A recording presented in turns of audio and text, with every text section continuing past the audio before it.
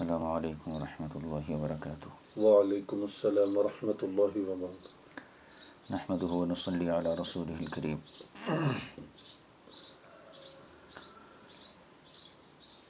جامعہ انوریہ حیدرآباد باب العلم انوریہ educational society کی جانب سے ابو داؤد شریف کی ریکارڈنگ کا سلسلہ جاری ہے۔ ہم آج اپنے سبق کا آغاز باب نمبر 91 یعنی باب فی الحرق فی بلاد العدو، دشمن کے شہروں کو جلانے کا باب، اس باب سے اپنے درس کا آغاز کرتے ہیں۔ حدیث نمبر 2615۔ حدثنا قتيبة بن سعيد حدثنا الليث عن نافع عن ابن عمر أن رسول الله صلى الله عليه وسلم حرق نخل بني النضير، رسول پاک صلی اللہ علیہ وسلم نے بنی نضیر جو یہودیوں کا ایک قبیلہ مدینے کے قرب و جوار میں آباد تھا، اس قبیلے کے کھجور کے باغات کو، درختوں کو آپ نے جلایا۔ وقطع،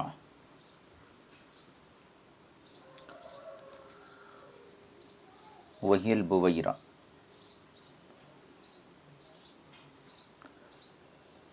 اور آپ نے باغات کو جلایا اور اس کے درختوں کو کٹوا دیا تھا۔ یہ باغ بویرہ ایک مقام ہے، وہاں پر موجود تھا۔ بنی نضیر جو یہودیوں کا ایک قبیلہ تھا، اس کے جو کھجور کے باغات تھے تو ان درختوں کو حضور نے جلوایا۔ وقطع، اور جو ہے درختوں کو کٹوانے کا حکم دیا۔ وہی البویرہ، اور یہ جو باغات تھے یہ بویرہ نام کا مقام ہے، وہاں پر موجود تھے۔ فانزل اللہ عز وجل، اس وقت اللہ تعالیٰ نے اس آیت کو نازل فرمایا۔ ما قطعتم من لینۃ او ترکتموها قائمۃ علی اصولها فبإذن اللہ ولیخزی الفاسقین، یعنی جن درختوں کو تم نے کاٹ دیا یا چھوڑ دیا تو یہ دونوں کام اللہ کے حکم سے ہوئے ہیں۔ گویا کہ صحابہ کرام کے عمل جو حضور کے ارشاد کی بنیاد پر صحابہ نے درختوں کو جلایا تھا، اس کی تائید میں یہ آیت کریمہ نازل ہوئی۔ اسی باب کی دوسری حدیث دیکھیں، حدیث نمبر 2616۔ حدثنا حناد بن السری عن ابن المبارک عن صالح بن ابی الاخضر عن الزہری قال عروۃ فحدثني اسامۃ ان رسول اللہ صلی اللہ علیہ وسلم کان عہد الیہ، حضرت اسامہ یہ بیان کرتے ہیں کہ کانا ان رسول اللہ صلی اللہ علیہ وسلم کان عہد الیہ، کہ حضور صلی اللہ علیہ وسلم نے ان کو یہ ذمہ داری دی، یعنی انہیں ہدایت دی۔ فقال اغر علی ابنا صباحا وحرق، ہدایت یہ دی کہ ابنا کے مقام پر صبح کے وقت حملہ کر دینا اور انہیں جلا دینا۔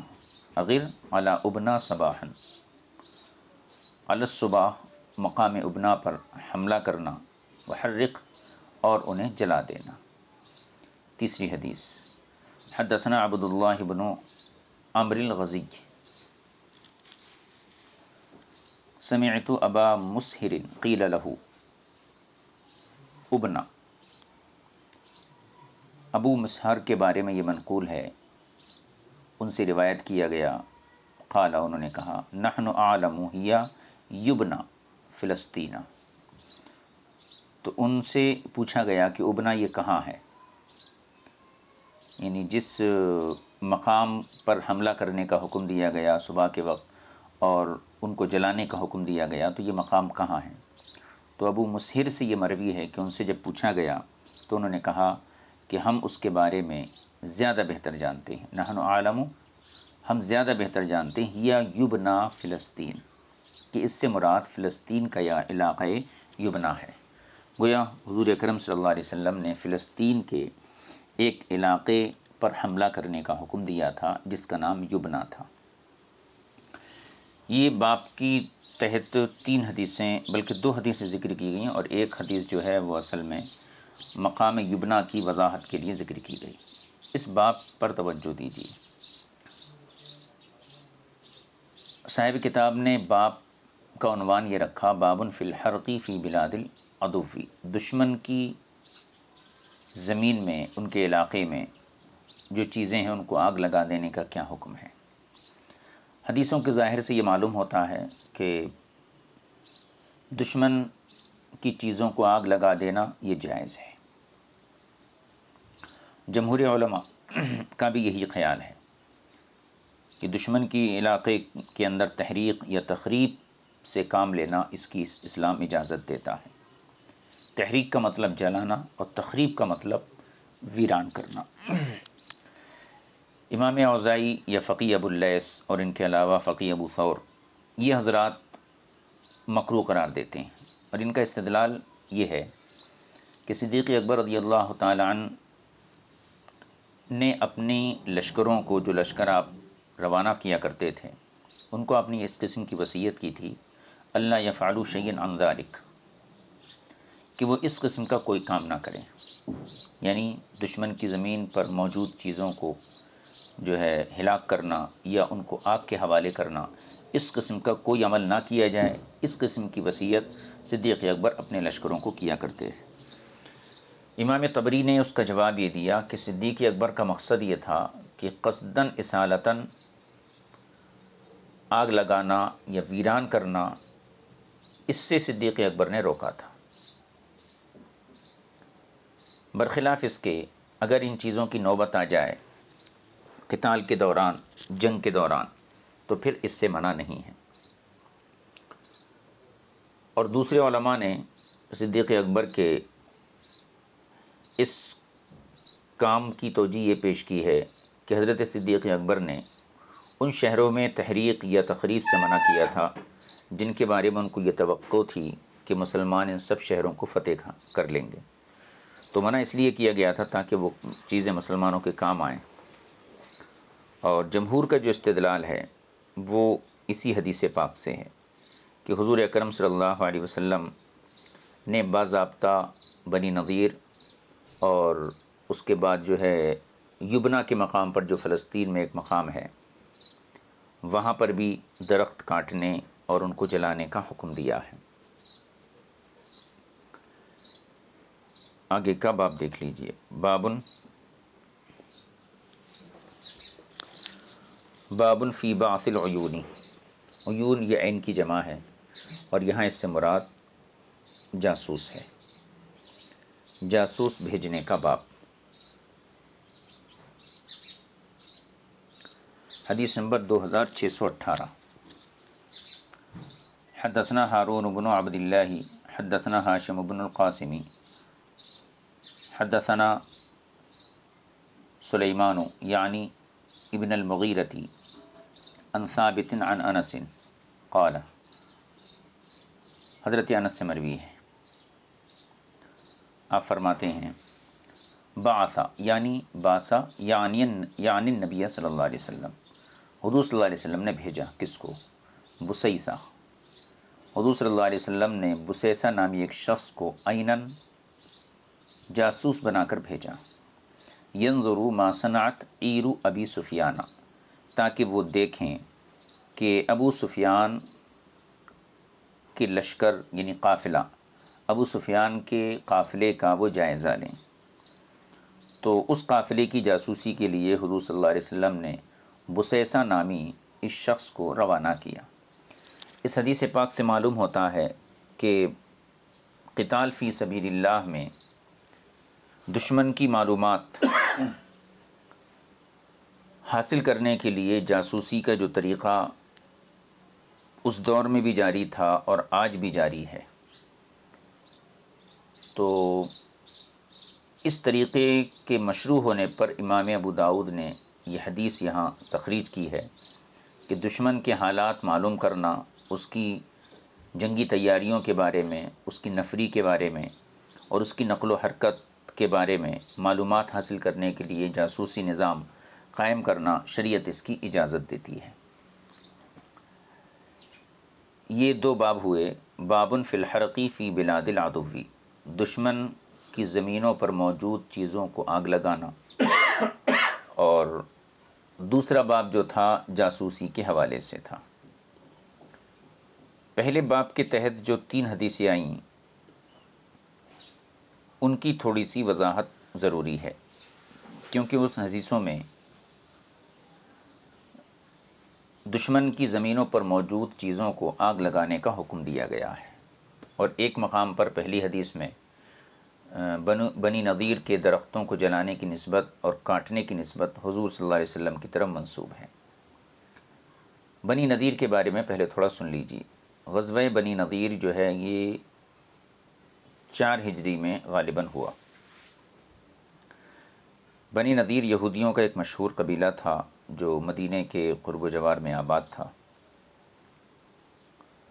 تو حضور صلی اللہ علیہ وسلم نے ان کے باغات میں سے بعض درختوں کو جلا ڈالا اور کچھ درختوں کو قطع کر دیا، کاٹ دیا، کچھ کو جلایا، کچھ کو کاٹ دیا۔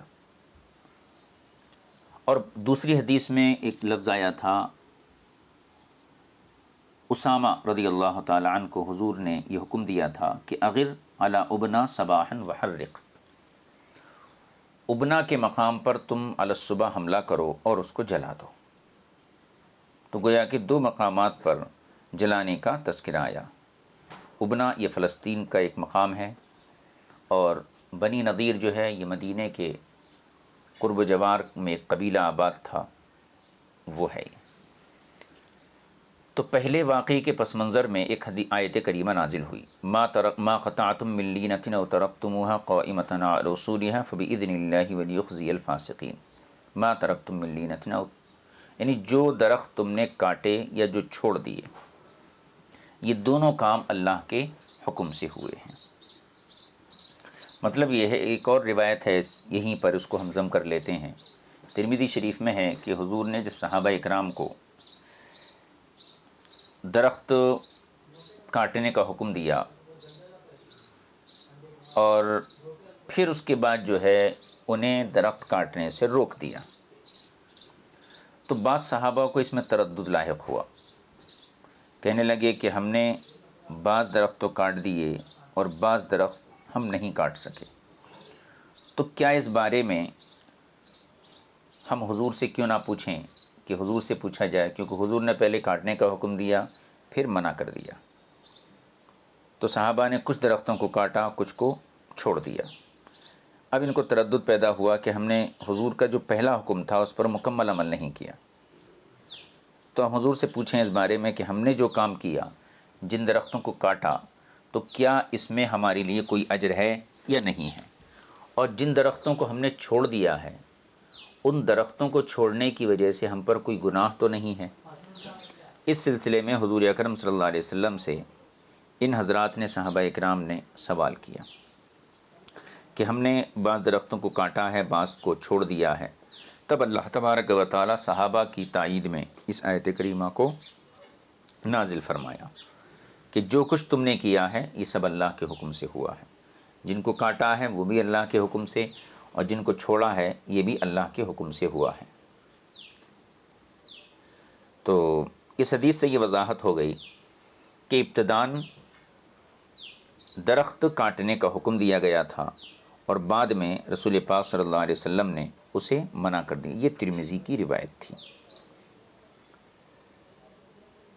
آگے کی دوسری جو حدیث تھی، حضرت اسامہ کو حضور نے حکم دیا، اغر علی ابنا صباحا، صبح کے وقت مقام ابنا پر حملہ کرو۔ تو صبح کے وقت حملہ کرنے کا مقصد یہ تھا کہ لوگ اس وقت غفلت میں ہوتے ہیں اور آرام کا وقت ہوتا ہے، اور ساتھ میں یہ بھی فرمایا کہ ان کے گھروں کو، کھیتوں کو آگ لگا دینا۔ مسند احمد کی ایک روایت ہے، اس سے اس حدیث کی وضاحت ہوتی ہے۔ روایت یہ ہے کہ حضرت اسامہ نے یہ بات جو اوپر مذکور ہوئی کیا کہ فلاں مقام پر صبح کے وقت حملہ کرو اور ان کے گھروں کو، کھیتوں کو آگ لگا دو۔ اسامہ نے یہ بات صدیق اکبر کے سوال کے جواب میں کہی تھی، یعنی حضور کے وصال کے بعد صدیق اکبر رضی اللہ تعالی عنہ نے اسامہ سے دریافت کیا تھا کہ جب تم کو حضور صلی اللہ علیہ وسلم مقام ابنا کی طرف قتال کے لیے روانہ فرمایا تھا حضور نے تمہیں اپنی زندگی میں، تو تم کو وہاں کے بارے میں حضور نے کیا کیا ہدایات دی تھیں؟ تو اس کے جواب میں حضرت اسامہ نے کہا کہ حضور نے ہمیں یہ کہا تھا کہ اغر علی ابنا صباحا اور وحرق۔ تو یہ جو روایت ہے دراصل حضرت اسامہ کا وہ مقولہ ہے جو آپ نے صدیق اکبر کے سوال کے جواب میں کہا تھا۔ اور یہاں پر یہ بھی ذہن میں رہے کہ حضور صلی اللہ علیہ وسلم نے ماہ صفر، حضور صلی اللہ علیہ وسلم نے 11 ہجری جو آپ کا سن وصال ہے جس میں آپ نے پردہ فرمایا، تو آخری غالباً سفر کا یہ مہینہ تھا 11 ہجری، ماہ سفر میں آپ نے حضرت اسامہ کو امیر لشکر بنا کر رومیوں کے مقابلے کے لیے ابنا کی طرف بھیجا تھا۔ لیکن پھر شدت علالت کی وجہ سے جب یہ خبر حضرت اسامہ کو پہنچی تو آپ مدینہ واپس لوٹ آئے، اور جب رسول پاک صلی اللہ علیہ وسلم کا پردہ ہو گیا تو صدیق اکبر خلیفہ بنے، تو آپ نے پہلا کام یہی کیا کہ وہ لشکر جس کو حضور نے روانہ کیا تھا اور وہ حضور کی طبیعت کی سن کر واپس آ چکا تھا، تو اس لشکر کو حضور اکرم صلی اللہ علیہ وسلم کے جس حکم سے بھیجا گیا تھا صدیق اکبر نے دوبارہ اس لشکر کو روانہ کر دیا۔ اور اسی موقع پر صدیق اکبر نے ان سے، حضرت اسامہ سے یہ پوچھا تھا جو ابھی گزشتہ حضرت امام مسند امام احمد کی روایت جو ذکر کی گئی کہ حضرت صدیق اکبر نے پوچھا کہ جب تمہیں حضور نے وہاں بھیجا تھا مقام ابنا کی طرف تو کیا ہدایت دی تھی؟ تب انہوں نے کہا کہ ہمیں رسول پاک صلی اللہ علیہ وسلم نے اس قسم کی ہدایت دی تھی۔ اب آگے کی حدیث دیکھیے، بلکہ یہ باب ہو گیا بابن فی بعث العیون، جاسوسی کے لیے یعنی کہ دشمن کی معلومات جمع کرنے کے لیے، اس کی نقل و حرکت، اس کی نفری اور اس کی جنگی تیاریوں کے بارے میں جاسوسی کے ذریعے معلومات حاصل کرنے کی شریعت اجازت دیتی ہے۔ باب نمبر 93، بابن فی ابن السبیل یا فی ابن السبیل یأکل من التمر ویشرب من اللبن اذا مر بہ۔ مسافر جب کھجوروں کے درختوں کے پاس سے گزرے تو کیا اس میں سے کھجوریں کھا سکتا ہے؟ یا دودھ کے پاس سے گزرے، مثلا مویشیوں کے پاس سے گزرے، بکریوں کے پاس سے، بھیڑوں کے پاس سے گزرے، تو کیا ان کا دودھ مسافر پی سکتا ہے؟ یہ باب کا عنوان ہے۔ حدیث دیکھیے، حدیث نمبر 2618، حدثنا عیاش بن الولید ولید الرقام حدثنا عبد الاعلی حدثنا سعید عن قتادة عن الحسن عن سمرة بن جندب ان نبی اللہ صلی اللہ علیہ وسلم قال، حضور اکرم صلی اللہ تعالی علیہ وسلم نے ارشاد فرمایا، اذا جب اتی احدکم علی ماشیۃ، جب تم میں سے کوئی شخص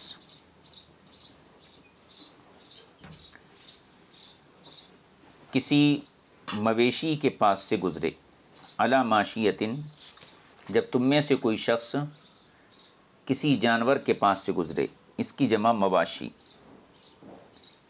شخص سے مراد یہاں مسافر ہے۔ بستی میں ہیں آپ، اپنے محلے میں ہیں اور کسی جانور سے آپ کا گزر ہوا تو آپ اس کا دودھ استعمال نہیں کر سکتے، آپ مسافر ہیں اور آپ کا گزر، اذا اتی احدکم علی ماشیۃ، آپ کا گزر کسی مویشی کے پاس سے ہوا، کسی دودھ والے جانور کے پاس سے ہوا، فإن کان فیہا صاحبھا فلیستأذنہ، تو اگر وہاں پر اس کا مالک موجود ہے تو آپ اس سے اجازت لیجئے کہ میں اس کا دودھ لے سکتا ہوں یا نہیں۔ فإن أذن لہ، اگر وہ دودھ دونے کی اجازت دیتا ہے، فلیحتلب، تو مسافر کو چاہیے کہ وہ دودھ دوہے، ولیشرب، اور پیے۔ فإن لم یکن فیہا، اور اگر وہاں پر مویشی تو ہو لیکن اس کا مالک نہ ہو، تو حکم یہ ہے فَلْيُصَوِّتْ ثَلَاثًا، 3 مرتبہ آواز لگائے کہ اس بکری کا یا اس بھیڑ کا مالک کون ہے۔ اگر 3 بار میں فَإِنْ أَجَابَهُ فَلْيَسْتَأْذِنْهُ، 3 بار آواز لگائے اور اگر اس کو جواب مل جائے کہ کسی طرف سے آواز آئے اور وہ شخص کہ میں اس اونٹنی کا یا بکری کا مالک ہوں، فَلْيَسْتَأْذِنْهُ، تو اس مسافر کو چاہیے اس مالک سے اجازت لے لے۔ وَإِلَّا، ورنہ، یعنی اگر اس نے آواز دی اور آواز دینے کے بعد کوئی شخص نظر نہیں آیا، کسی نے جواب نہیں دیا، تو اس کے لیے اجازت نہیں ہے کہ اس کا دودھ استعمال کرے، اور اگر وہ اجازت دے دیں فَلْيَحْتَلِبْ وَلْيَشْرَبْ وَلَا يَحْمِلْ، اگر اجازت مل جائے فَإِنْ أَجَابَهُ فَلْيَسْتَأْذِنْهُ، ایک مسافر نے کوئی جانور دیکھا، مویشی دیکھا، اور وہاں پر اس کا مالک موجود نہیں تھا، تو اس کو چاہیے 3 مرتبہ آواز دینا۔ اگر آواز کے جواب میں اسے مالک کا پتہ چل جائے اور اس کو جواب بھی دے دے کہ ہاں میں اس کا مالک ہوں، تو کیا کرنا؟ اس سے اجازت لے لینا۔ اگر کوئی جواب نہ آئے فَلْيَحْتَلِبْ، تو اس کو اجازت ہے کہ اس کا دودھ دو سکتا ہے، میں نے نکال کر پی سکتا ہوں، ہاں، وَلْيَشْرَبْ، اور پی سکتا ہے، وَلَا يَحْمِلْ، لیکن اپنے ساتھ بقیہ دودھ کو لے کے نہیں جا سکتا ہے۔ اس حدیث سے کیا پتہ چلا کہ اگر کوئی شخص مسافر ہے اور کسی مقام پر اس نے دودھ والے جانور کو دیکھا، تو اگر وہاں مالک موجود ہے تو اس سے اجازت لے اور دودھ دو لے۔ اگر مالک موجود نہیں ہے تو 3 مرتبہ وہ آواز دے۔ آواز دینے کے جواب میں مالک کی آواز آ گئی تو اس سے اجازت لے لے، اور اگر آواز نہیں آئی، آس پاس کسی مالک کا پتہ نہیں چلا، جب بھی اس کو یہ اجازت ہے کہ وہ اس کا دودھ دو سکتا ہے، پی سکتا ہے، لیکن اس کو اپنے ساتھ لے کر نہیں جا سکتا، یعنی بقیہ دودھ کو لے کے ساتھ نہیں جا سکتا ہے۔ یہ حدیث میں تھوڑا سا اشکال ہے، اشکال، شک، اعتراض ہے، کیونکہ بغیر اجازت، مالک کی اجازت کے بغیر اس کا مال لینا شریعت اس کی اجازت نہیں دیتی ہے، اور آگے ایک باب اس قسم کا آنے والا بھی ہے کہ مالک کی اجازت کے بغیر آپ اس کا سامان استعمال نہیں کر سکتے ہیں، بکری ہو یا اس کا دودھ ہو، مالک کو ہی اجازت ہوتی ہے، اور غیر مالک کے لیے اس وقت مباح ہے جب کہ مالک اسے اجازت دے دے۔ تو اس حدیث میں صاف ظاہر ہوتا ہے کہ آواز دیے آپ، کوئی نظر نہیں آیا، تو آپ کے لیے اجازت ہے کہ آپ دودھ دو سکتے ہیں اور اس کو پی بھی سکتے ہیں۔ تو اس سے تو یہ ہوا کہ آپ نے مالک کی اجازت کے بغیر اس کے مال کو حاصل کر لیا۔ یہ اعتراض ہے۔ اس اعتراض کے جواب کے لیے اس حدیث پاک کی مختلف توجیہیں کی، یعنی اصل مسئلہ تو یہی ہے کہ مالک کی اجازت کے بغیر آپ اس کی چیز نہیں لے سکتے۔ جب مالک کی اجازت کے بغیر اس کی چیز نہیں لے سکتے تو پھر امام ابو داؤد جو ہے اپنی حدیث کی کتاب میں اس حدیث کو لائے کیوں گے؟ اس کی توجیہ کی ہے علماء نے۔ جی۔ تو اصل مسلک تو یہی ہے، مسئلہ اصل یہی ہے کہ مالک کی اجازت کے بغیر نہیں لے سکتے۔ اب اس حدیث کی توجیہ میں علماء کے اقوال ہیں۔ پہلا قول تو یہ ہے کہ اس حدیث کو حالت اضطرار پر محمول کیا جائے گا، یعنی حالت اضطرار کا مطلب یہ ہے کہ جس شخص کو بھوک اس حد تک پہنچ چکی ہو یا پیاس کہ اب اس کی جان کا خطرہ ہو اور وہ اضطراری کیفیت میں آ جائے، تو ایسی صورت میں اس کے لیے مالک کی اجازت کے بغیر دودھ دونا، اس کو پینا، یہ جائز ہے، اور اس میں کوئی شک نہیں ہے۔ نص قطعی سے جو چیزیں حرام ہیں جیسے خنزیر ہے یا شراب ہے، تو اس کے لیے بھی شریعت نے استثناء دیا ہے، فَمَنِ اضْطُرَّ فِي مَخْمَصَةٍ غَيْرَ مُتَجَانِفٍ لِإِثْمٍ فَإِنَّ اللَّهَ غَفُورٌ رَحِيمٌ۔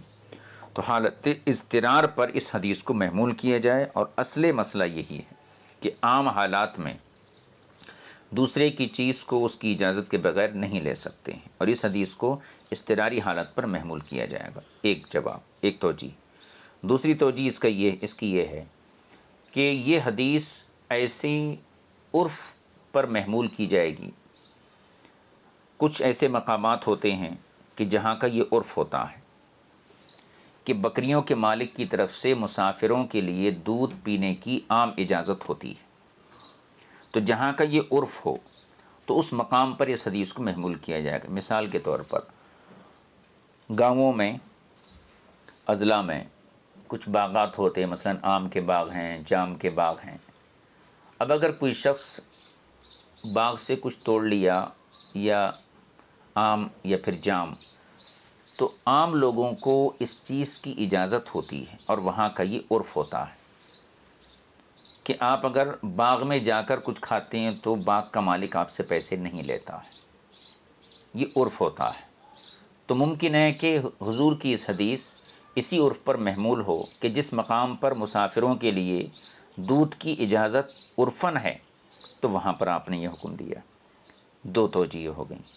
تیسری توجہ یہ ہے کہ یہ حدیث منسوخ ہے، اس کا حکم منسوخ ہے، اور اس کے لیے ناسخ وہ حدیث ہے جو آگے باب میں آنے والی ہے۔ باب فی من قال لا یحلب، اس باب کے تحت جو حدیث آئے گی اس حدیث کے ذریعے اس کو منسوخ کر دیں گے۔ لیکن زیادہ بہتر یہ ہے کہ کسی حدیث کو منسوخ کرنے سے افضل بہتر یہ ہے کہ آپ اس کا کوئی ایسا معنی بیان کریں جس سے دونوں حدیثیں قابل عمل ہو جائیں، اور وہ یہی صورت ہے کہ آپ اس حدیث کو جو اس باب کے تحت گزری کہ بغیر اجازت بھی دودھ پی سکتا ہے، اس حدیث کو آپ یا تو حالت اضطرار پر محمول کریں، یہ سب سے بہترین توجیہ ہے، یا پھر عرف پر محمول کریں۔ یہ دونوں توجیہوں میں سے کوئی بھی توجیہ اس حدیث کے بارے میں کی جا سکتی ہے، البتہ منسوخ کرنے سے بہتر یہ ہے کہ اس کو معمول بھی بنایا جائے۔ یہ بات مکمل ہو گئی۔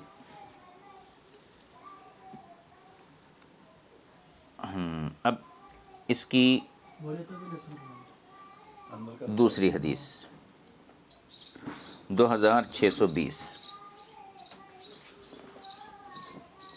حدثنا عبید اللہ بن معاذ العنبری حدثنا ابی حدثنا شعبۃ عن ابی بشر عن عباد بن شرحبیل قال اصابتنی سنۃ۔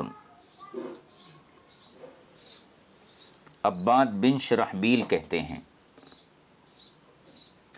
اصابتنی سنۃ، مجھے بھوک نے مجبور کر دیا، گرسنگی یعنی بھوک کو سنت بولتے ہیں۔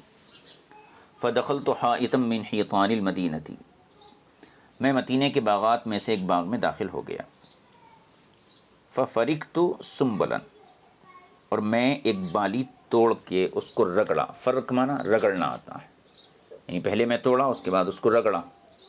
فاکلت وحملت فی ثوبی، فاکلت تو رگڑ کے جو اس کے دانے نکلے اناج کے وہ میں کھا لیا، وحملت فی ثوبی اور کچھ اناج کے دانے میں اپنے کپڑے میں بھی رکھ لیا۔ فجاء صاحبہ فضربنی، تو جب باغ کا مالک آیا تو اس نے مجھے پکڑا اور مجھے مارا بھی، واخذ ثوبی، میرا کپڑا بھی چھین لیا۔ فاتیت رسول اللہ صلی اللہ علیہ وسلم، میں حضور اکرم صلی اللہ علیہ وسلم کی خدمت میں حاضر ہوا۔ فقال له، اور حضور کو اپنا پورا واقعہ گوش گزار کر دیا۔ تو حضور نے اس سے کہا، کس سے؟ باغ کے مالک سے، ما علمت اذ کان جاہلا، یعنی اگر یہ شخص جاہل تھا تو تم نے اس کو تعلیم کیوں نہیں دی؟ تم نے اسے سیدھا مارنا شروع کر دیا، اس کا کپڑا بھی چھین لیے۔ اگر اس کو علم نہیں تھا اس بات کا کہ دوسرے کی چیز بلا اجازت نہیں لے سکتے ہیں، تو تم نے اس کو سکھایا کیوں نہیں؟ دوسری چیز، یہ حضور کا اخلاقی پہلو تھا تعلیم کا۔ ولا اطعمت، اخلاقی پہلو، ولا اطعمت اذ کان جائعا، اور جب یہ بھوکا تھا تم نے اس کو کھلایا کیوں نہیں؟ ایک طرف یہ فرمایا کہ اگر یہ مسئلے سے جاہل تھا تو تم نے اس کو پہلے مسئلہ کیوں نہیں بتایا، اور دوسری بات یہ، ٹھیک ہے تم نے نہیں بتایا تو تمہیں اتنا تو معلوم تھا کہ یہ شخص بھوکا ہے، تو تم نے اس کے کھانے کا انتظام کیوں نہیں کیا؟ ولا اطعمت اذ کان جائعا او قال صاغبا، اور نہ تم نے اس کو کھانا کھلایا جبکہ یہ بھوکا تھا. تو یہ راوی کو یہاں شک ہے جائین کا لفظ فرمائے حضور یا پھر ساغبن کا لفظ فرمائے، دونوں کا معنی ایک ہی ہے. وَأَمَرَهُ فرد علیہ ثوبی، اس کے بعد حضور نے اس شخص کو حکم دیا کہ وہ میرے کپڑے واپس کر دے. فرد علیہ ثوبی، باغ کے مالک نے میرے کپڑے مجھے دے دیے. وَأَعْطَانِي وَسْقًا أَوْ نِصْفَ وَسَقٍ مِّن طَعَامٍ، اور اس نے مجھے اناج کا ایک وسق یا آدھا وسق دیا. یہ راوی کا شک ہے، ایک وسق یا آدھا وسق. اب یہاں پر اس حدیث پاک میں بالکل واضح ہے، گزشتہ حدیث اور اس حدیث کو اگر جمع کیا جائے تو اس حدیث کا تقاضا کیا ہے کہ بغیر اجازت آپ کسی کی چیز نہیں لے سکتے، اور گزشتہ حدیث میں یہ آیا کہ آپ بغیر اجازت کے بھی، مالک کی اجازت کے بغیر بکری کا دودھ دھو کر پی سکتے ہیں. تو دونوں حدیثوں میں بظاہر تعارض ہوا. تو وہاں پر ہم نے دو توجیہیں پیش کی تھیں. ایک توجہ تو یہ پیش کی تھی کہ وہ حالت اضطرار پر محمول کی جائے گی، لیکن حالت اضطرار میں اجازت کی بھی ضرورت نہیں ہے نا. حالت اضطرار کا مطلب یہ ہے کہ وہی جو اصول جو بیان کرتے ہیں فقہا کہ حالت اضطرار میں اجازت کی کہاں سے ضرورت رہیں گی. اس میں اجازت کا تعلق وہاں ہوتا ہے جہاں اس کا مالک ہو. جہاں مالک کا وجود ہی نہیں تو وہاں اجازت کا کیا تصور ہے.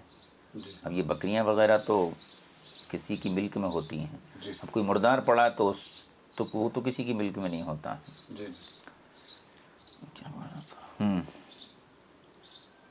تو میں عرض یہ کر رہا تھا کہ وہاں پر ہم نے یہ توجیہ پیش کی تھی کہ وہ حدیث حالت اضطرار پر محمول ہے، اور جس حدیث میں منع کیا گیا ہے وہ عام حالات میں محمول ہے. لیکن اس حدیث کو پڑھنے کے بعد یہ سمجھ میں آتا ہے کہ اضطرار والی جو توجیہ ہے وہ زیادہ مناسب نہیں ہے، کیونکہ یہاں پر صاف حدیث کے الفاظ ہیں کہ عباد بن شرحبیل کہتے ہیں اصابتنی سنتن، مجھے انتہائی درجے کی بھوک تھی، یعنی میں شدید بھوک کا شکار تھا. تو یہ غالباً اضطرار کی ہی کیفیت تھی. لیکن اس کے باوجود حضور اکرم صلی اللہ تعالیٰ علیہ وسلم نے جو ہے ان کو، باغ کے مالک کو تعلیم دینے کی ترغیب دلائی اور بھوکے کو کھانا کھلانے کی ترغیب دلائی. تو اس سے یہ پتہ چلتا ہے کہ اس حدیث کو اگر کر تو سکتے ہیں حالت اضطرار پر محمول، لیکن عرف پر محمول کریں تو یہ زیادہ بہتر اور مناسب معلوم ہوتا ہے. واللہ عالم بالصواب. آگے کی حدیث دیکھیے، حدیث نمبر 2621. حدثنی محمد بن بشار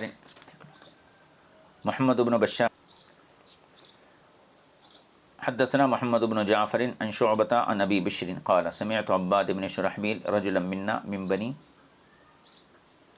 غبرہ بمعناه. یہ اسی حدیث کی ایک سند ہے. آگے کا باب دیکھ لیجیے، باب نمبر 94، باب من قال انه یأکل مما سقط، جو اس بات کا قائل ہے کہ گری ہوئی کھجوریں کھا سکتے ہیں. پہلے باب کیا تھا؟ بلا اجازت دودھ دو سکتے ہیں، عرف پر محمول کیا گیا، حالت اضطرار پر محمول کیا گیا. دوسرا باب تھا بلا اجازت کسی کا مال نہیں لے سکتے. تیسرا باب یہ ہے کہ جو لوگ یہ کہتے ہیں کہ جو گری پڑی کھجوریں ہیں ان کو کھا سکتے ہیں. اس باب کے تحت امام ابو داؤد نے جو ہے ایک ہی حدیث تخریج کی ہے، حدیث نمبر 2622. حدثنا عثمان و ابو بکر ابن ابی شیبہ وہذا لفظ ابی بکر عن معتمر بن سلیمان قال سمعت ابن ابی حکم الغفاری یقول، میں نے حکم غفاری کو کہتے ہوئے سنا، حدثتنی جدتی عن امی ابی رافع بن عمرو الغفاری قال کنت غلاما، میں ایک چھوٹا بچہ تھا. یہ رافع بن عمر غفاری ہیں، یہ بیان کرتے ہیں کنت غلاما، میں چھوٹا بچہ تھا، ارمی نخل الانصاری، میں انصاریوں کی باغ میں پتھر مارتا تھا. عموماً بچے باغ میں جو درختوں پہ پھل ہوتے ہیں ان کو پتھر مار کر حاصل کرنے کی کوشش کرتے ہیں. تو وہ بچپنے کی عمر میں ارمی نخل الانصاری، انصاریوں کے باغ میں پتھر مارتا تھا. فأتیا بی النبی صلی اللہ علیہ وسلم، مجھے رسول پاک صلی اللہ علیہ وسلم کی خدمت میں حاضر کیا گیا۔ فقال، تو حضور نے پوچھا، یا غلام، اے بچے، لم ترمی النخلہ، تم جو ہے کھجوروں کے درختوں کو پتھر کیوں مارتے ہو؟ قال، تو انہوں نے کہا، آکلو، میں کھانے کے لیے کرتا ہوں یہ کام۔ قال، حضور نے فرمایا، فلا ترمی النخلہ، تم پتھر مت مارو، وکل مما یسقط فی اسفلھا، جو کھجوریں زمین پر گر جائیں ان کو کھا لیا کرو۔ ثم مسح رأسہ، پھر حضور صلی اللہ علیہ وسلم نے ان کے سر پر مسح کیا، یعنی ان کے سر کو اپنے دستے کرم سے نوازا اور ٹچ کیا، ان کے سر کو چھوا۔ فقال، اور ساتھ میں یہ دعا بھی فرمائی، کیا؟ اللہم اشبع بطنہ، اے اللہ اس کے پیٹ کو سیراب فرما۔ اس حدیث پاک سے یہ معلوم ہوتا ہے کہ جو کھجوریں نیچے گر جائیں ان کے کھا لینے میں کوئی حرج نہیں ہے اگر انسان ضرورت مند ہو۔ دوسری حدیث، باب فی من قال لا یحلب، یعنی اس باب میں وہ حدیث ذکر کی جائے گی جس سے یہ ثابت ہوگا کہ مسافر کے لیے بھی اس بات کی اجازت نہیں ہے کہ وہ دوسرے کے جانور کا دودھ بلا اجازت دو کر استعمال کر سکے۔ حدیث نمبر 2623، حدثنا عبد اللہ بن مسلمۃ عن مالک عن نافع عن عبد اللہ بن عمر ان رسول اللہ صلی اللہ علیہ وسلم قال، حضور صلی اللہ علیہ وسلم نے ارشاد فرمایا، کیا؟ لا یحلبن احد ماشیۃ احد بغیر اذنہ، کوئی بھی شخص کسی اور کے جانور کا دودھ اس کی اجازت کے بغیر ہرگز نہ دوہے۔ ایحب احدکم ان تؤتی مشربتہ فتکسر خزانتہ، کیا تم میں سے کوئی شخص یہ پسند کرے گا کہ کوئی اس کے گودام میں، اسٹور میں آ کر اسے توڑ دے تو اس کا اناج نکال کر لے جائے، اس کا اناج نکال کر لے جائے۔ فینتفل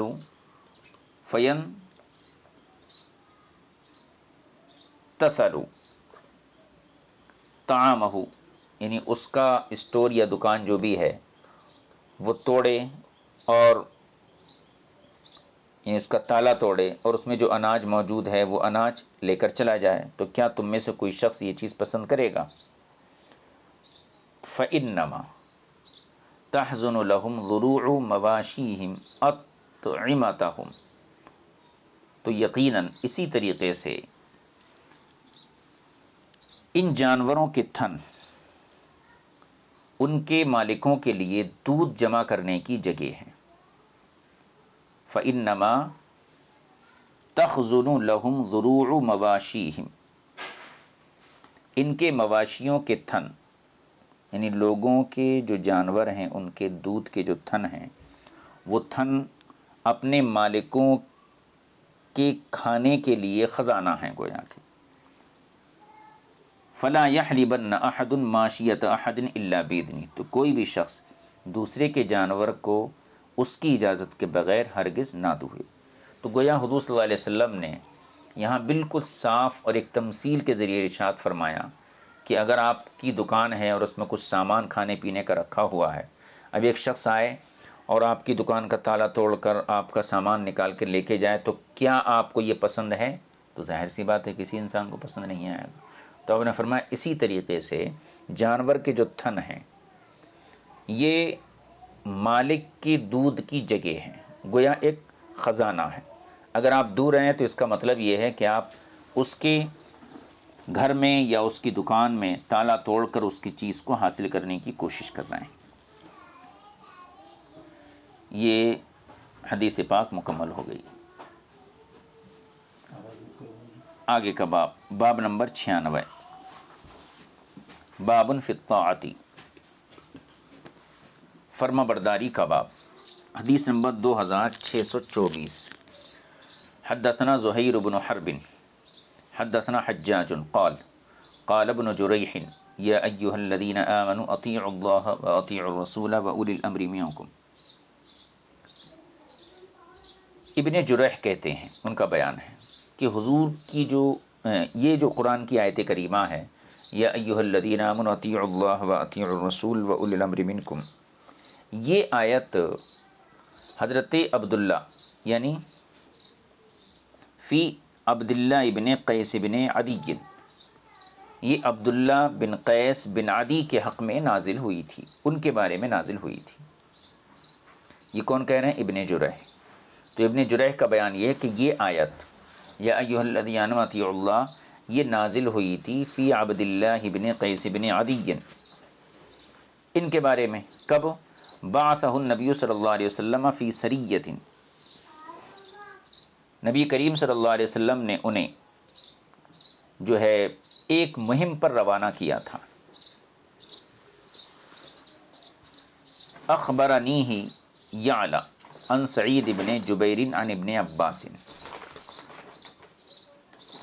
ابن جریح کہتے ہیں مجھے یہ بات یعلا نے سعید بن جبیر کے حوالے سے عبداللہ بن عباس کے حوالے سے بتائی ہے۔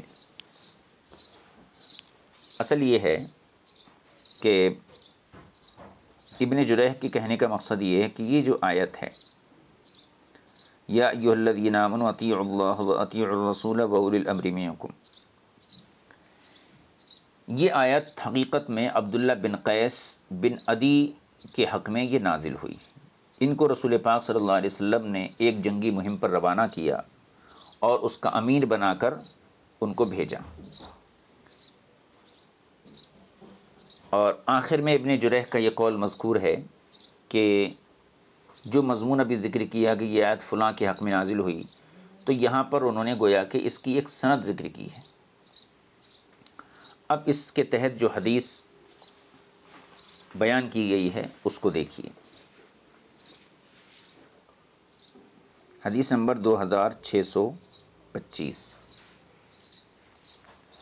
حدثنا عمرو بن مرزوق اخبرنا شعبۃ عن زبید عن سعد بن عبید عن ابی عبد الرحمن السلمی عن علی رضی اللہ تعالی عنہ ان رسول اللہ صلی اللہ علیہ وسلم، حضرت علی کرم اللہ تعالی وجہ الکریم سے مروی ہے کہ نبی کریم صلی اللہ علیہ وسلم نے بعث جیشن ایک لشکر روانہ کیا، وَأَمَّرَ عَلَيْهِمْ رَجُلًا، اور ایک شخص کو اس لشکر پر جو ہے امیر مقرر کر دیا، وَأَمَرَهُمْ أَن يَسْمَعُوا لَهُ وَيُطِيعُوهُ، اور پورے لوگوں کو حضور نے یہ حکم دیا کہ اپنے اس امیر کی بات سننا اور ان کی اطاعت کرنا۔ یہ لشکر روانہ ہو گیا۔ لشکر روانہ ہونے کے بعد ایک مقام پر انہوں نے پڑاؤ کیا، کیونکہ حضور نے کیا فرمایا تھا؟ ایک شخص کو امیر بنا کے پورے لشکر کو یہ ہدایت دی تھی کہ ان یسمعوا لہ ویطیعوا، تم سب اپنے امیر کی بات سننا اور ان کی تابع داری کرنا۔ اب اس کے بعد ہوا یہ، فأجج نارا وأمرهم ان یقتحموا فیہا، امیر کے حکم سے آگ روشن کی گئی، وأمرهم، اور امیر لشکر نے ان اپنے تمام ساتھیوں کو، پوری فوج کو یہ حکم دیا ان یقتحموا فیہا کہ یہ سب لوگ آگ میں جائیں، داخل ہو جائیں۔ فأبى قوم ان يدخلوها، تو کچھ لوگوں نے داخل ہونے سے انکار کر دیا۔ وقالوا، اور کچھ نے کہا، اور انہوں نے کہا انما فررنا من النار، کہ ہم تو آگ سے بھاگ کر آئے ہیں، مطلب کفر اور شرک کی آگ سے ہم اسلام میں داخل ہوئے ہیں، اب تم امیر لشکر ہونے کے باوجود ہمیں پھر آگ میں ڈال رہے ہو۔ تو کچھ لوگوں نے آگ میں جانے سے انکار کر دیا۔ وَأَرَادَ قَوْمٌ أَن يَدْخُلُوهَا، اور کچھ لوگوں نے آگ میں داخل ہونے کا ارادہ کیا، یعنی انہوں نے اس پر رضامندی ظاہر کر دی۔ یہ بات ہو گئی۔ لشکر جب واپس آیا، فَبَلَغَ ذَلِكَ النَّبِيَّ صلی اللہ علیہ وسلم، تو یہ خبر رسول پاک صلی اللہ علیہ وسلم تک پہنچی تو آپ نے ارشاد فرمایا، فقال لو دخلوها او دخلوا فیہا، یہ راوی کا شک ہے، حضور نے دخلوها فرمایا یا دخلوا فیہا فرمایا، مطلب دونوں کا ایک ہے، یعنی اگر وہ لوگ آگ میں داخل ہوتے، لم یزالوا فیہا، تو ہمیشہ اس میں رہتے۔ اس کا مطلب کیا ہے؟ اس کا مطلب یہ ہے کہ امیر نے جو حکم دیا تھا وہ شریعت کے خلاف تھا، اگر جن لوگوں نے آگ میں داخل ہونے کا ارادہ ظاہر کیا تھا اگر وہ داخل ہو جاتے تو اسی میں رہتے. مطلب یہ ہے کہ جب داخل ہوتے تو ظاہر سی بات ہے موت آ جاتی. موت آنے کے بعد پھر اس کے بعد مرنے کے بعد بھی ان کو دوزخ کا عذاب ملتا، تو مسلسل وہ آگ میں رہتے. کیوں؟ اور اس کے بعد یہ بھی ارشاد فرمائے وقال لا طاعت فی معصیت اللہ، اللہ کی نافرمانی میں کسی کی فرما برداری نہیں کی جائے گی.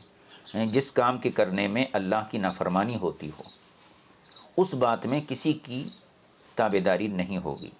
ایک شوہر ہے جو ہے وہ بیوی کو کہتا ہے فرض روزے کے بارے میں کہ روزہ مت رکھ. اب روزہ نہ رکھنا یہ اللہ کی معصیت ہے، روزہ رکھنا یہ اللہ کی اطاعت ہے. تو ایک طرف شوہر کی اطاعت ہے، ایک طرف اللہ کی اطاعت ہے. تو جہاں شوہر کی اطاعت اللہ کی اطاعت سے ٹکراتی ہو تو وہاں پر اللہ کی اطاعت کو دیکھا جائے گا، شوہر کی اطاعت کو چھوڑ دیا جائے گا. اگر شوہر فرض روزے کے بارے میں بولا کہ مت رکھ تو عورت پر یہ واجب نہیں ہے کہ وہ شوہر کی اطاعت کرے، بلکہ ایسی صورت میں اللہ کی اطاعت کرنا اس کے اوپر واجب ہے.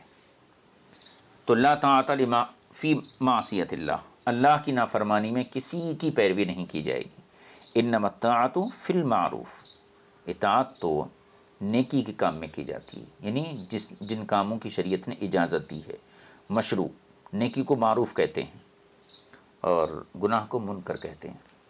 یہ بھی قرآن کریم کی بلاغت کا ایک اعلیٰ نمونہ ہے. معروف کا لغت میں معنی آتا ہے جانی پہچانی ہوئی چیز، اور منکر کا معنی آتا ہے اجنبی چیز. تو چونکہ انسان کے اندر انسان کے وجود کے دو حصے ہیں، ایک تو ہمارا یہ مٹی کا جسم ہے، یہ ہماری حقیقت نہیں ہے، یہ دراصل ہماری حقیقت پر ایک خوبصورت غلاف ہے یا پردہ ہے جس کو انسان کی حقیقت پر ڈال دیا گیا ہے. اصل حقیقت انسان کی اس کی روح ہے، اس کا روحانی وجود ہے. تو جسم کی عمر بہت کم ہے، ماں کے پیٹ میں جسم ملا اور قبر میں جسم دفن کر دیا جاتا، یہ اتنی عمر ہے، 70-80 سال جو بھی ہے یہ جسم کی عمر ہے. لیکن روح کی عمر طویل ہے. اور نیکی جو ہوتی ہے وہ روح کی جانی پہچانی ہوتی ہے، روح کو اس کی طرف لگاؤ ہوتا ہے، ترغیب ہوتی ہے. اور جو برائی ہے وہ روح کے نزدیک اجنبی ہوتی ہے. اس کو آپ یوں سمجھ لیجئے، فرشتے ہیں، فرشتوں کے لیے ہر نیک کام ایسا ہے جیسے ان کی فطرت ہے. جیسے ہم کھانا کھاتے ہیں تو ہماری فطرت ہے، یہ ہم کھانا کھائے بغیر نہیں رہ سکتے. پانی ہماری فطرت کا حصہ ہے، نیند ہماری فطرت کا حصہ ہے.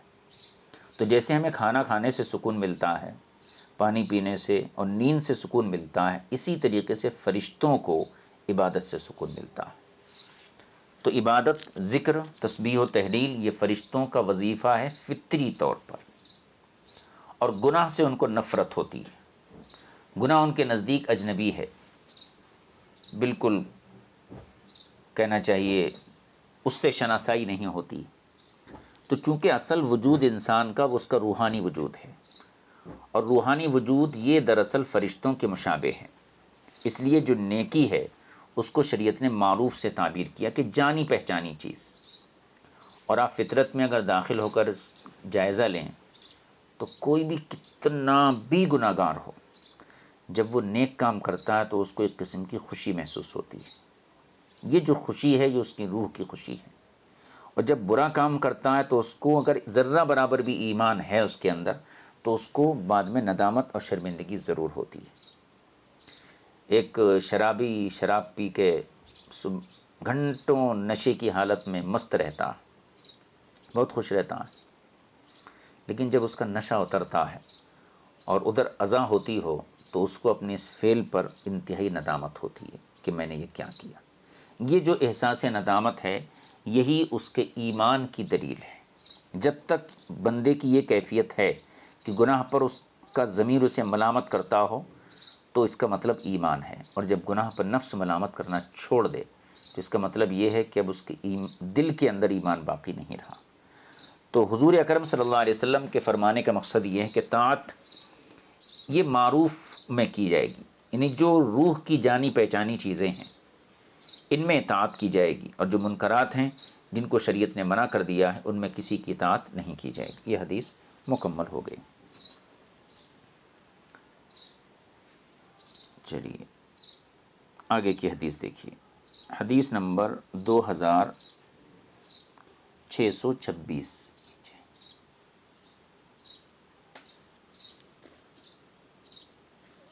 حدثنا مسدس حدثنا یحیی عن عبید اللہ حدثنی نافع عن عبد اللہ عن رسول اللہ صلی اللہ علیہ وسلم۔ حضرت عبداللہ حضور اکرم صلی اللہ علیہ وسلم سے روایت کرتے ہیں، انہ قال، حضور نے ارشاد فرمایا، السمع والطاعۃ علی المرء المسلم فیما احب وکرہ، اطاعت اور فرما برداری لازم ہے، کس کی؟ حاکم وقت کی، جو مسلمانوں کا امیر ہے اس کی اطاعت اور اس کی فرما برداری واجب ہے۔ السمع والطاعۃ علی المرء المسلم فیما احب وکرہ، ایک عام مسلمان پر حاکم وقت کی اطاعت اور اس کی فرما برداری ضروری ہے، احبا فیما احبا وکرہ، ہر اس چیز میں جسے وہ پسند کرے اور جسے وہ ناپسند کرے۔ کب تک؟ ما لم یؤمر بمعصیت، جب تک کہ حاکم وقت کسی گناہ کا، معصیت کا حکم نہ دے۔ فاذا امر بمعصیت، اگر حاکم وقت کسی گناہ کا حکم دیتا ہے، فلا سمع ولا طاعۃ، تو نہ اس کی بات سنی جائے گی نہ اس کی اطاعت کی جائے گی۔ مطلب یہ ہے کہ یہ جو قانون ہے لا طاعۃ فی معصیت اللہ، اور ایک مقام پر الفاظ یہ ہیں لا طاعۃ لمخلوق فی معصیت اللہ، یہ بہت ہی جامع قانون ہے کہ اللہ کی معصیت میں کسی کی فرما برداری نہیں ہے، سب کی فرما برداریاں اللہ کی اطاعت کے دائرے کے اندر رہنا چاہیے۔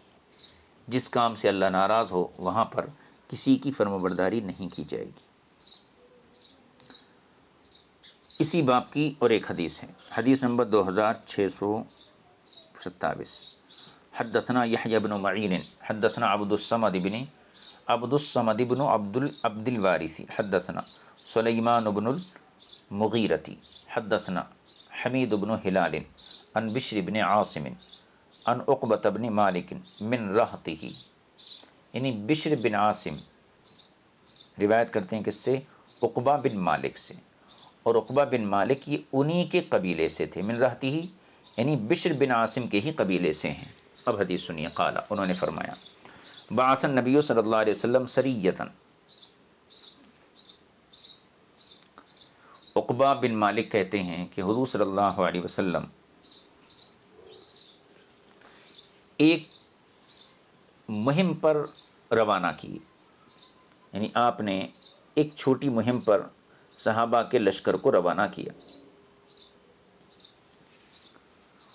فَسَلَّحْتُ رَجُلًا مِّنْهُمْ سَيْفًا، عقبہ بن مالک کہتے ہیں میں نے شخص کو جو ہے تلوار سے مسلح کر دیا، یعنی میں اس کو اپنی تلوار دے دیا تاکہ وہ جو ہے مسلح ہو جائے اور دل جمی کے ساتھ جنگ میں شریک ہو سکے۔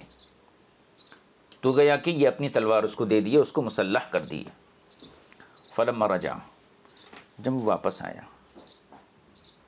یعنی جنگ سے لوٹ کر واپس آیا، تو پھر کسی وقت ان کی ملاقات ہوئی ہوں گی، تو کہتے ہیں قالا، تو میں نے اس سے قالا، اس نے کہا، لو رأیت ما لامنا رسول اللہ صلی اللہ علیہ وسلم، تو وہ کہنے لگا کہ اے عقبہ بن مالک، اگر تم وہ حالات جانتے، ما لامنا رسول اللہ صلی اللہ علیہ وسلم، کہ جو رسول پاک صلی اللہ علیہ وسلم نے ہم کو ملامت فرمائی ہے، یعنی کچھ ایسے حالات پیدا ہوئے جس میں حضور ہمیں ملامت کیے، اگر تم وہ حالات سے باخبر ہوتے، قال اعجزتم اذ بعثت رجلا منکم فلم یمضی لامری، اعجزتم، ملامت کیا فرمائی تھی؟ حضور نے ارشاد فرمایا تھا ملامت کرتے ہوئے، اعجزتم اذ بعثت رجلا منکم فلم یمضی لامری ان تجعلوا مکانہ من یمضی لامری، یعنی حضور نے فرمایا تھا کہ کیا تم عاجز ہو گئے اس وقت، کیا تم عاجز ہو جاتے ہو جب میں کسی شخص کو تم پر امیر مقرر کرتا ہوں لیکن وہ امیر میرے حکم کو نافذ نہیں کرتا ہے، جاری نہیں کرتا ہے، تو تم کیا اس بات سے عاجز ہو جاتے ہو کہ اس کی جگہ کسی ایسے شخص کو امیر مقرر کر لو جو میرے حکم کو نافذ کر سکے؟ تو اس شخص نے عقبہ بن مالک کو آ کر یہ بات بتائی کہ ایسے حالات بھی پیش آتے ہیں کہ کبھی کبھی امیر لشکر ایسا حکم دے دیتے ہیں جو حضور کی منشا کے خلاف ہوتا ہے، تو ایسے مقام پر حضور کا حکم یہ ہے کہ آپ ایسے مقام پر مسلمانوں کو چاہیے کہ اس امیر کو جو ہے معزول کر دیں اور اس کی جگہ کسی ایسے امیر کو انتخاب کریں کہ جو حضور کی شریعت کو نافذ کرتا ہو اور حضور کے حکم کو جاری کرتا ہو۔ یہ حدیث پاک مکمل ہو گئی۔ اس سے مسئلہ یہ سمجھ میں آیا کہ جو شخص امارت کی خدمات اچھی طرح انجام نہ دے سکے تو پھر اس کی جگہ دوسرے شخص کو امیر بنا دیا جائے، جو امارت کے لائق نہ ہو اسے ہٹا دیا جائے۔ اور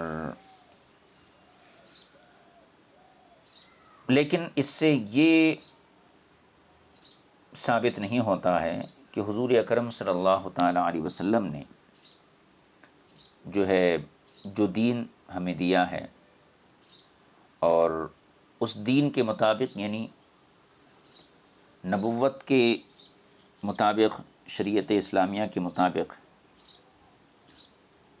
جو مسلمانوں کے حالات رہے امارت میں، خلافت میں، تو بعد میں جو حالات پیدا ہوئے اور ان میں ایسے حالات پیدا ہوئے کہ لوگ اپنی مرضی سے امیر بن گئے، اپنی مرضی سے جو ہے خلیفہ وقت بن گئے، نہ انہوں نے شریعت کا لحاظ کیا، نہ حضور صلی اللہ علیہ وسلم کے گزشتہ خلفۂ راشدین کے طرز عمل کو انہوں نے اختیار کیا، بلکہ وہ اپنی مرضی سے تخت سلطنت پر بیٹھ گئے اور جتنے لوگ ان کے سامنے رکاوٹ بنے ان کو وہ لوگ ختم کرتے چلے گئے، جیسے یزید کا حال تھا۔ حالانکہ اس کی بیعت لوگ ڈر کے لیتے تھے اور خوف کی وجہ سے اس کے ظلم سے بچنے کے لیے لیتے تھے۔ تو اس سے آپ اندازہ کیجئے کہ جب حضور صلی اللہ علیہ وسلم نے یہاں تک ارشاد فرما دیا کہ اگر میں کسی کو تم پر امیر مقرر کروں اور اس کے باوجود وہ میرے حکم کو نافذ نہ کرتا ہو تو تم اس کو ہٹا کر دوسرے کو امیر مقرر کر لو۔ سبحان اللہ، سبحان اللہ، ہائے ہائے کیا بات۔ تو جس شخص کو، جس بدبخت کو حضور نے خود امیر بھی مقرر نہیں کیا، والی مسلمین بھی مقرر نہیں کیا، اس کے باوجود جو ہے وہ تخت سلطنت پر بیٹھا اور اس نے ظلم و زیادتی سے بھی کام لیا، تو پھر ایسے دور میں اہل بیت کی ہی یہ ذمہ داری تھی کہ وہ حضور کے ایسے ارشاد پر عمل کرتے کہ جو شخص حضور کے دین کو نافذ نہیں کر سکتا ہے وہ مسلمانوں کا امیر نہیں بن سکتا ہے، لہذا اس کو ہٹایا جانا یہ اس حدیث پاک سے بھی ثابت ہوتا ہے۔ لہذا امام حسین علی مقام اور دیگر ائمہ اہل بیت اطہار رضوان اللہ تعالی علیہم اجمعین کی جو کوشش رہی، یہ محض دین اسلام کی سربلندی اور خلافت اسلامیہ کی جو ہے حفاظت کے لیے آپ حضرات نے یہ قربانیاں دیں۔ اور آگے کا جو باب ہے انشاءاللہ اس کو ہم آگے پڑھیں گے، باب ما یؤمر من انضمام العسکری وسعته، اس باب کو آئندہ درس میں شریک کریں گے۔ وصلی اللہ علی نبی کریم وآلہ وصحبہ اجمعین والحمد للہ رب العالمین۔